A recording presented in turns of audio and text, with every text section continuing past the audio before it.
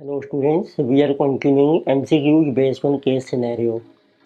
So in this lecture we are doing a case scenario based on measurement of equity risk. So let us see what data is given in this case scenario. So we are given that Limited is an investment company which has invested in equity and debt securities for income and growth of investment. The company wants to measure elements of systematic and unsystematic risk in one of its equity investment. So for this purpose, return on equity security and market index for 10-year period are given below. तो ये एक investment company है। तो अब आपने एक major करने हैं एक इक्विटी सिक्योरिटी में आपका डिफरेंट एलिमेंट्स ऑफ रिस्क क्या हैं, उसके लिए आपको डाटा दिया है for the past 10 years what is return on security means equity and return on market index. On the basis of this data, we have to calculate like number one, what is total equity risk. Second, what is coefficient of correlation between the return of equity and return on market index. Number third, we have to calculate beta of security with the covariance method. Fourth, they are asking what is beta with the regression approach. Fifth, they are asking what is market risk of equity. Sixth, they are asking what is percentage of equity risk due to known market which is called internal factors. तो latest start. तो पहले देखते हैं आपका data है। तो आपके पास past 10 years की रिटर्न है इक्विटी की और मार्केट की। तो वी आर गिवन ईयर्स हैं आपके पास। तो दिस इज 1 2 3 4 5 6 7 8 9 एंड 10। तो पास्ट 10 ईयर का आपको डाटा मेंशन किया है। तो आपको दी है रिटर्न ऑफ इक्विटी, उसको आप शो कर सकते हैं RI से या आप रख लीजिए X। Then we are given return of market, उसको आप RM से शो कर सकते हैं या आप रख लीजिए Y। तो let us see what is return of equity and return of market. This is 10 6 13 यानी कि 4, then it is this is -4, then यानी कि 13 14, then 4, so 18 24 and 22. Similarly, we are given return on market index, this is 12 5 18, and then it is -8, so 10 16 7 15 30 and 25. ये आपको return दिए हैं for the past 10 years. इतने जो नंबर ऑफ पीरियड्स हैं आपके which is denoted by n, so this is equal to 10। तो सबसे पहले देखो आपको कैलकुलेट करना है what is total equity risk. तो number 1 we have to calculate total equity risk. Total equity risk means equity में कितनी वेरिएशन है, तो उसको हम मेजर करते हैं जिसे ये sigma I square.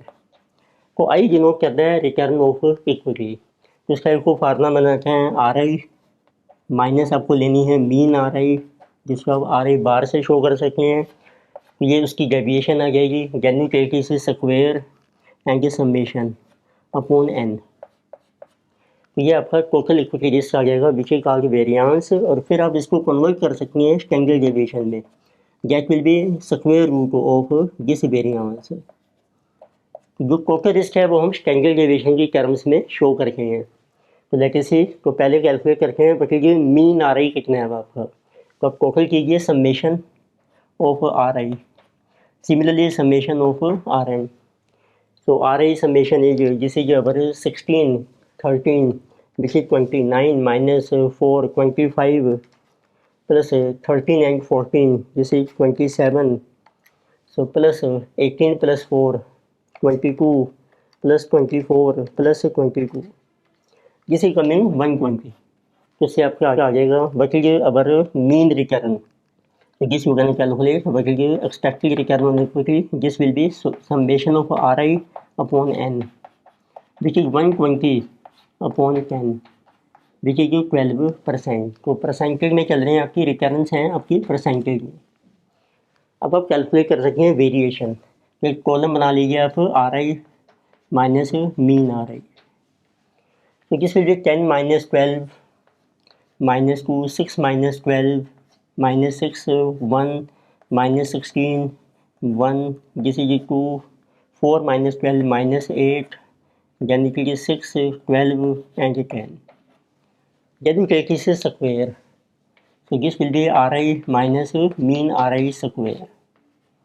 This is 4, 36, 1, 256, so 1, 4, 64, 36, 144 and 100.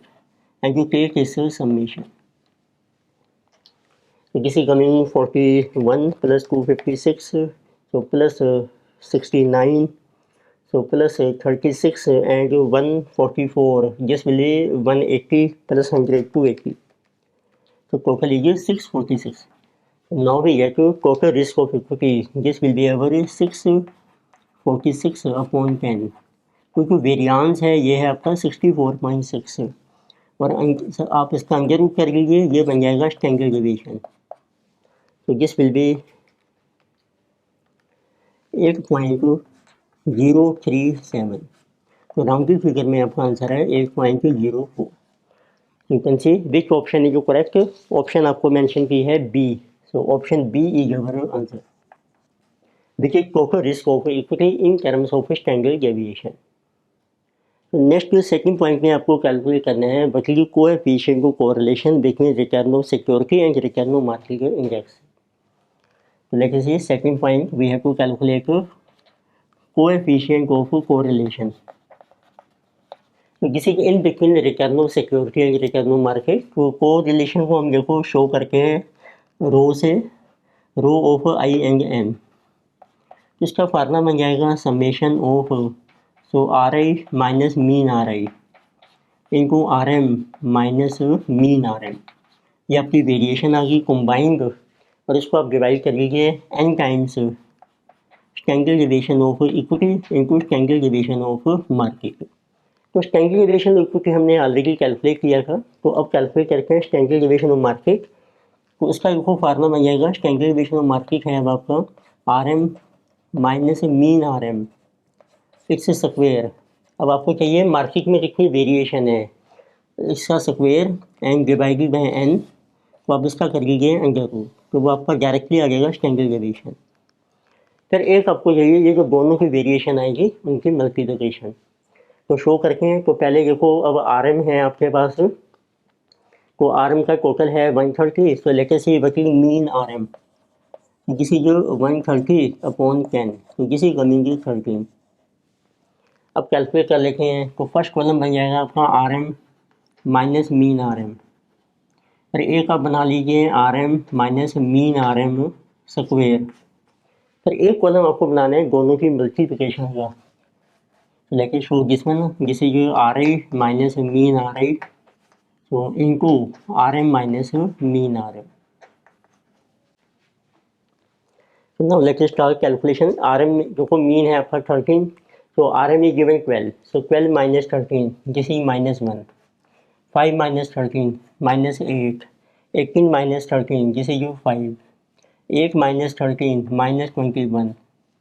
So 10 minus 13, minus 3. So 16 minus 13, 3. 7 minus 13, 6. 15 minus 13, 30 minus 13, 17. So 25 minus 13 is 12.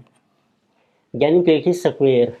So this will be 164, 25, 441, so 9, 9, 36, 4, 289 and 144.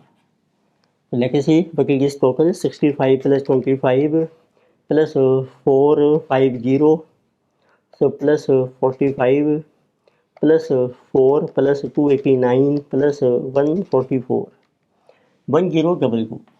This summation is 1022. इसमें प्रूफ कर रखे हैं. So you will get risk of market 1022 upon 10 square root.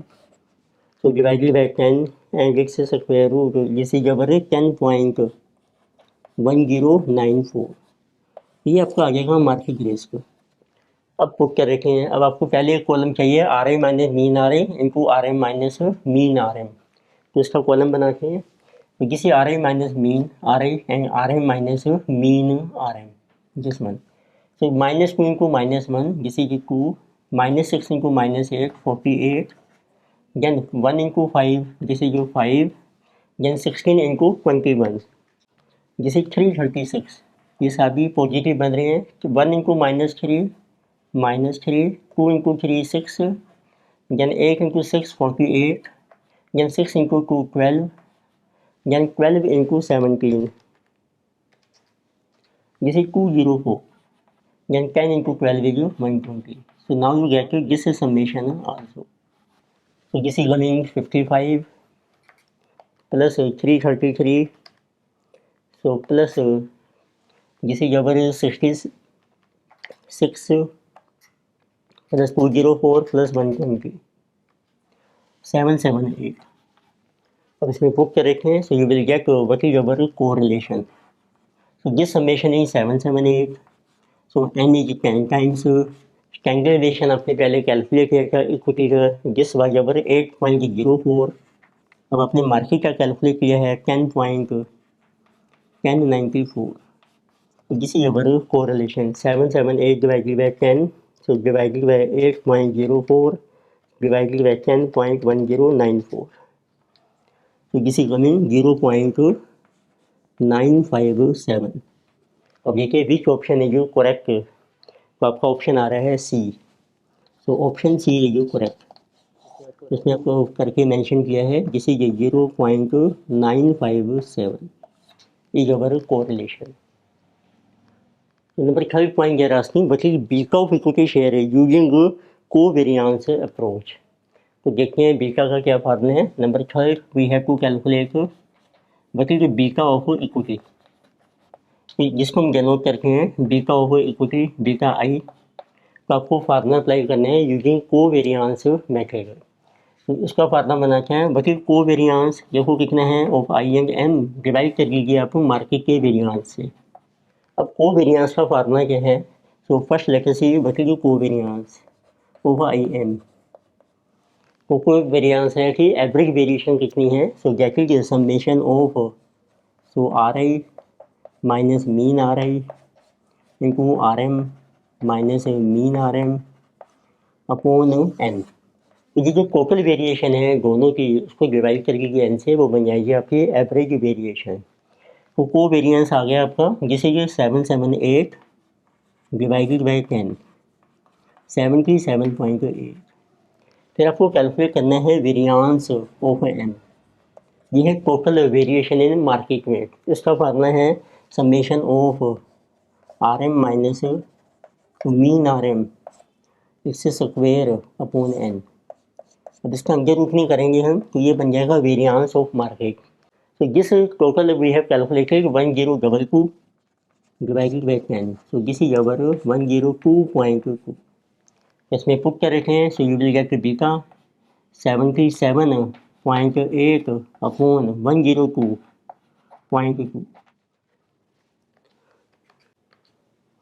So beta is 0.756. Which option is correct? So option A is correct. So answer is our option A. So next to fourth point they are asking what is beta of equity using regression approach. आपको beta ही calculate करना है, बाकी now you have to apply regression approach. तो देखते हैं इसका क्या फार्मूला है. जिस even fourth point we have to calculate beta of equity with regression approach. तो एज पर दिस मेथड जो फार्मूला ऑफ बीटा है जिसमें तो इसमें आपको वेरिएशन की जरूरत नहीं पड़ती है. आप सीधा लीजिए आर आई और आर एम. तो पहले आप लीजिए तो this is our so N times summation of R I into R M minus summation of R I into summation of R M divided by. अब आपको लेनी है सिर्फ मार्केट की वेरिएशन जिसे ये N times summation of R M square minus summation of R M whole square. इसमें आप देखिए कोई वेरिएशन ले ली. पहले आपने आर आई और आर एम को मल्टीप्लाई करना है. Then you take summation of R I R M and R M का स्क्वायर चाहिए, एक आपको चाहिए summation of R M whole square. तो अब देखिए आपके पास बैठा है आर आई है आर एम है. अब इसका टेबल बनाते हैं. तो आपके पास देखो समेशन है R I and summation of R M. अब आपको चाहिए एक आर एम का स्क्वायर. तो we can show R M square. और एक आपको चाहिए R I into R M बनेगी R I into R M. and then we want to get summation. So first let us say our RM square, this is 144, 25, then it will be 18 square, 324, 64, 100, 256, 49, so 225, this is 900, 625. So let us see it's a summation 324 plus 25 plus 144 plus 164 plus 256 plus 49, so plus 1125 plus 625, this is 2712. अब multiply कीजिए R A into R M, this is 120, यानी कि 30, 13 into 18, this is 234, then 4 into 8, 32, so 130, 14 into 16, this is 224, 4 into 7, then 18 into 15, 270, 24 into 30, 720, then 22 times 25, 550. So let us take this summation. So 550 plus 720 plus 270, so plus 28 plus 224 plus 162 plus 264 plus 120, so total is 2338. तो आप put कर लीजिएगा था. So n is given to be our 10 times this summation is coming 2338 minus summation of Ri 120, summation of Rm 130, so divided by n times summation of Rm square 2712 minus summation of Rm whole square 130 whole square. So this is coming to be 23380. So minus 120 into 130, 15600 upon, so 27120 minus so 130 square 16900. Reaction 23380, so minus 15600 7780 up 7120 minus 16900 10220. So answer is 7780 divided by 10220, 0.76. So you will see answer is same, beta is 0.76. You can see correct option is our A. You can see answer is same 0.76, beta of equity bigger regression approach. So correct option is our option A. Next fifth point they are asking what is market risk of equity. तो अब आपको calculate करना है number fifth, what is market risk of equity. तो आपने calculate किए हैं. अभी आपके पास एक इक्विटी है and one is overall market. तो इन दोनों पे हमने अभी टोटल रिस्क कैलकुलेट किए हैं जिसको हम शो करके हैं वेरिएंस से. तो इक्विटी का जो टोटल रिस्क है सिग्मा आई स्क्वायर और मार्केट को हम डिनोट करके हैं सिग्मा एम स्क्वायर. तो this we have calculated. Equity का जो आपने कैलकुलेट किया था 64.6 और मार्केट का हमने कैलकुलेट किया है 102.20. अब आपको कैलकुलेट करना है मार्केट रिस्क ऑफ इक्विटी. लेकिन मार्केट के वेरिएशन के बेस पर इक्विटी में कितनी वेरिएशन है, तो उसका जो ये फार्मूला बन जाएगा आपका मार्केट रिस्क ऑफ इक्विटी. इसको हम ऐसे शो करते हैं risk in equity with respect to market. तो ये आता है वेरिएंस में. इसका फार्मूला है बटी beta of equity x square into कर लीजिए मार्केट वेरिएंस. बीटा आपने कैलकुलेट किया है 0.76 एक्स स्क्वायर, मार्केट वेरिएंस है आपका 102.20. ये आपका आंसर आ जाएगा मार्केट रिस्क ऑफ इक्विटी. तो 0.76 स्क्वायर इंटू 102.22, ये पहले ही आपका वेरिएंस है. सो this is 59.03. So you can see which option is correct. So in this case option B is correct. So answer is option B. So number 6 we are asking what is the percentage of variation in equity due to non-market और which are called internal factors, जैसे percentage of unsystematic risk. तो ये आपका है market risk, होता है आपका systematic risk, देखिए आंसू कहोगे सिस्टमेटिक। अब आपको कैलकुलेट करना है अनसिस्टमेटिक रिस्क की जो है वो कितनी परसेंटेज है, तो पहले कैलकुलेट करते हैं। तो सिक्स्थ आपको कैलकुलेट करना है देखिए percentage of unsystematic risk.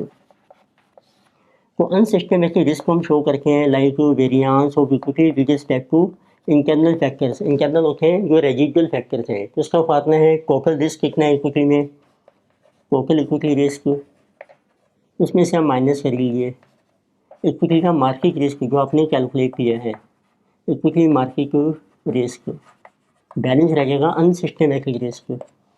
So total risk of equity है आपका 64.6, इसमें से माइनस किया आपने market risk 59.03। It means balance is our 64.6 minus 59.03, 5.57 ये आपका रह गया अब अनसिस्टमेटिक रिस्क। पर आपको कैलकुलेट करनी है इसकी परसेंटेज, जिस you can calculate percentage of unsystematic risk. इसका फार्मूला है कि जो अनसिस्टमेटिक रिस्क है वो कितने परसेंट है टोटल रिस्क में। क्योंकि एक अनसिस्टमेटिक रिस्क जिसको हम शो करके हैं सिग्मा आई ई स्क्वायर, टोटल रिस्क है आपका सिग्मा आई स्क्वायर टाइम्स 100। तो unsystematic 5.57, total is our 64.6 into 100, तो this is our answer. So divided bye 64.6 times 100। सो 8.62% आपकी जो वेरिएशन है जिसे ये बिल्कुल इंटरनल फैक्टर्स है 8.62%। इसमें जो रिमेनिंग रह जाएगी माइनस कर दीजिए 100 आप, ये रह जाएगी अपनी 91.38% जैकी variation due to market to factors. इसमें देखिए कौन सा ऑप्शन आपका करेक्ट है, ऑप्शन सी इज करेक्ट है, तो answer is option C. So in this lecture we discuss a case scenario based on measurement of equity risk। Further topics continue करेंगे next lecture में। वीडियो आपको अच्छी लगती है सब्सक्राइब कीजिए, रिकमेंड कीजिए, शेयर कीजिए। Thank you.